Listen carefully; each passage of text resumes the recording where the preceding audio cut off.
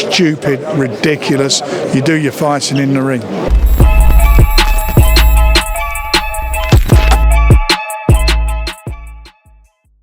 This is Jonathan Agger, 5th Pro Boxing fans, here at the first press conference for Tyson Fury against Francis Ngannou, October 28th. Frank, whatever people have said about this fight, it does feel like a big occasion here today. What did you make of what Francis Ngannou was saying up there? Well, it is a big occasion. Like I said, this is going to be a massive event, and it is a massive event. I mean, look at the posters.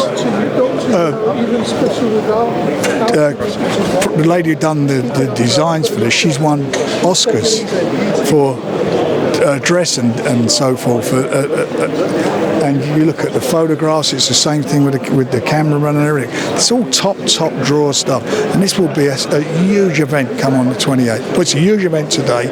You've seen them both there. People, look at the turnout for it. It's a massive turnout. You faced similar criticism before the third fight with Derek Chisora, and people were thinking that's not going to be a competitive fight. It didn't really turn out to be either. Do you look at this as a more competitive fight than the Chisora trilogy? I look at this as being a totally different thing altogether. I mean, it's not for the world title. It's a 10-round fight. The WBC have put a belt up because of the two guys coming from there being the best in their respective disciplines. I think it's going to be a shootout. I really do, because I can't see, with the greatest respect to Francis Ngannou, I can't see him outboxing Tyson. And look at his background. He's like a rough house guy. He's a tough guy. He can bang. He's a massive puncher. And for me, and I'm sure in his head, to win this fight, he feels he's going to have to knock out Tyson. So it's going to be explosive and exciting. So when people like Tony Bellew comes out and says this is a freak show, not a boxing match, what do you respond to him? Look, Tony Bellew, I couldn't give a monkey's what he's got to say. He's always got something to say. He was saying that last week, or was it a couple of days ago, that Tyson was fighting AJ. I mean, what does he know? But the bottom line of all of this is, it is an event between two guys who are the best at their disciplines, and we will see what happens.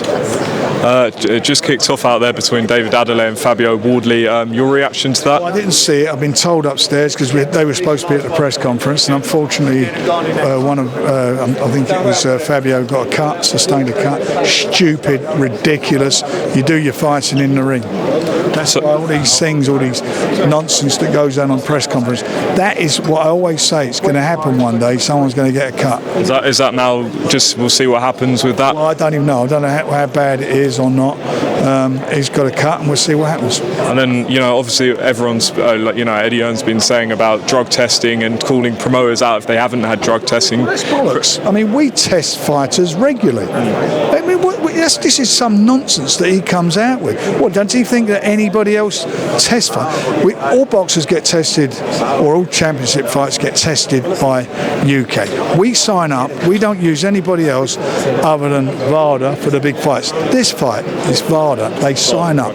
All of them. We all do it. And I think I said last week we had about 6 results come through from fights that we got coming up. It's a nonsense. He keeps putting this stuff out, and it's not true. Just last one, Frank, because I know we've got to wrap up. You put an appeal for the Usyk-Dubois fight. Dan Rafael said things like, the governing body can't overturn a decision, etc. What's your response, and did you see those comments? Well, my response to him is that when he's ordering his pizzas, they're quite nice if you have hot sauce on top of them. All right, Frank, appreciate your time.